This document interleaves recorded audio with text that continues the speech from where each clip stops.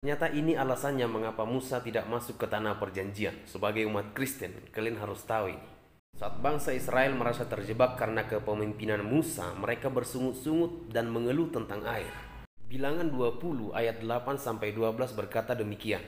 Ambillah tongkatmu itu, dan engkau dan Harun kakakmu harus menyuruh umat itu berkumpul.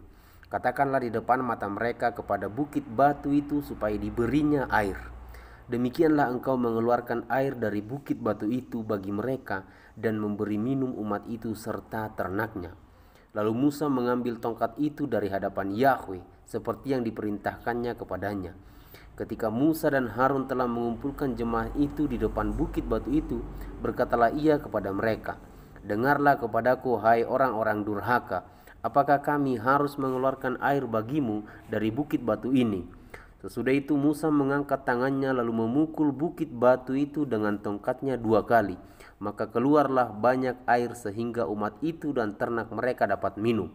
Tetapi Yahweh berfirman kepada Musa dan Harun, "Karena kamu tidak percaya kepadaku dan tidak menghormati kekudusanku di depan mata orang Israel, itulah sebabnya kamu tidak akan membawa jemaah ini masuk ke negeri yang akan kuberikan kepada mereka."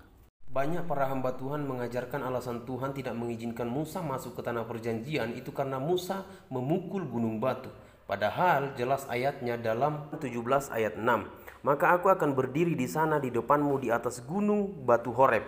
Haruslah kau pukul gunung batu itu dan dari dalamnya akan keluar air, sehingga bangsa itu dapat minum. Demikianlah diperbuat Musa di depan mata tua-tua Israel." Jelas dalam ayat ini Musa melakukan seperti apa yang difirmankan oleh Tuhan. Jadi semakin jelas bahwa alasan Tuhan tidak mengizinkan Musa ke tanah perjanjian bukanlah persoalan memukul batu, tetapi inilah yang menjadi alasan Tuhan mengapa tidak mengizinkan Musa masuk ke tanah perjanjian, yaitu Lashon Hara. Lashon Hara adalah bahasa Ibrani yang artinya lidah jahat. Di antara 6 perkara bahkan 7 perkara yang dibenci Yahweh, salah satunya adalah lidah jahat. Dalam Amsal 6 ayat 16-17 berkata, 6 perkara ini yang dibenci Yahweh, bahkan 7 perkara yang menjadi kekejian bagi hatinya: mata sombong, lidah dusta, tangan yang menumpahkan darah orang yang tidak bersalah. Lidah dusta yang dimaksud ini dalam konteks aslinya adalah lidah yang jahat. Dalam Bilangan 20 ayat 9 berkata, "Lalu Musa mengambil tongkat itu dari hadapan Yahweh seperti yang diperintahkannya kepadanya. Ketika Musa dan Harun telah mengumpulkan jemaah itu di depan bukit batu itu, berkatalah ia kepada mereka, 'Dengarlah kepadaku, hai orang-orang durhaka, apakah kami harus mengeluarkan air bagimu dari bukit batu ini?' Dengarlah kepadaku, hai orang-orang durhaka, apakah kami harus mengeluarkan air dari bukit batu ini?" Inilah yang menjadi titik persoalannya. Sementara Tuhan berkata kepada Musa, "Katakanlah kepada batu itu di depan umat itu." Padahal Musa dengan emosinya berkata, "Dengarlah kepadaku, hai orang-orang durhaka." Jadi Musa berkata kepada umat Elohim, orang-orang durhaka.